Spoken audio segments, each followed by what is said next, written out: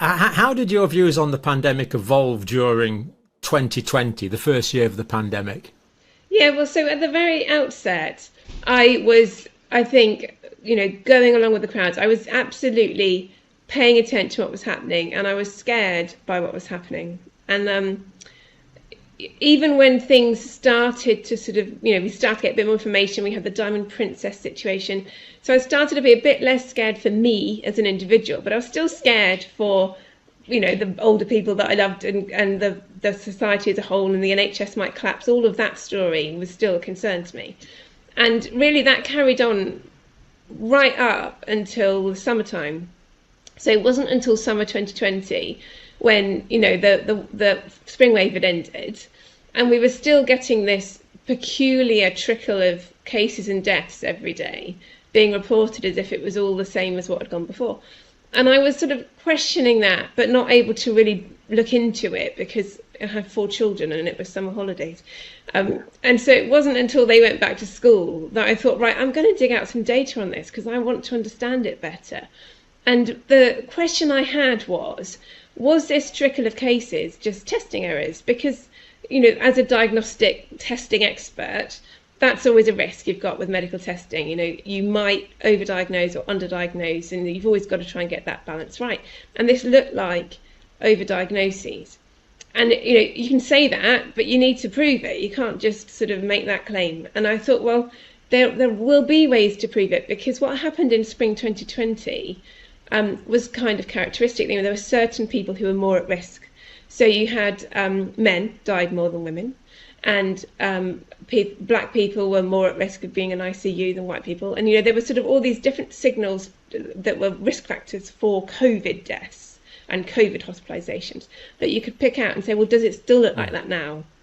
And so in the summertime, it didn't anymore.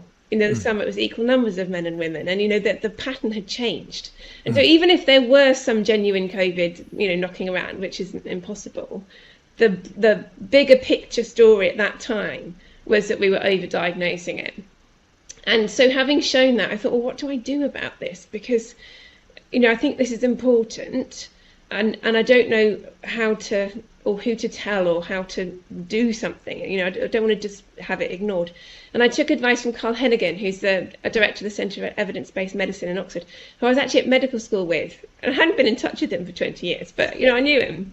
And I asked him what I should do. And he said, well, just write a blog and say it.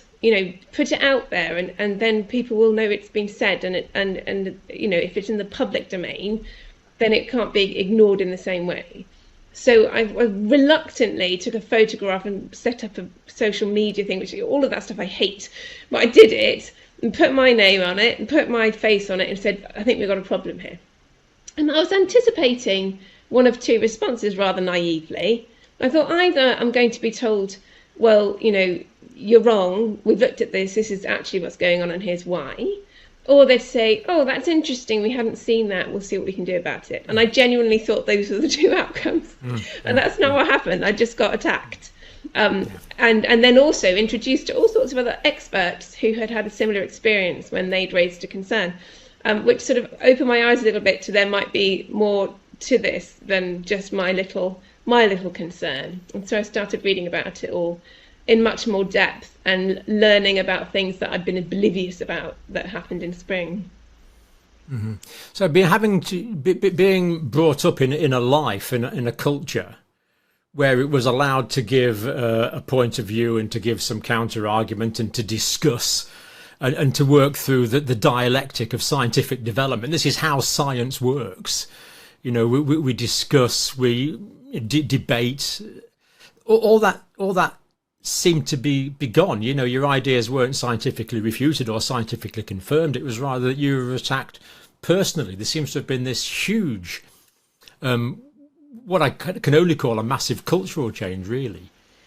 Yeah, and I think that there was probably, I don't know exactly what was behind it. I don't know who these people were, but there have been times along the way when it's clear that some of the people who've been causing trouble and attacking people and trying to discredit them have been funded by outside funders. So it's not just individuals who've got a chip on their shoulder. I think sometimes it's that, but sometimes there's more to it than that. And And that's just really, really telling. And obviously that's no way to like have a civil society. It's no way to do science, and it's no way to do politics. Like, you have to actually work on the evidence and argue the cases with facts.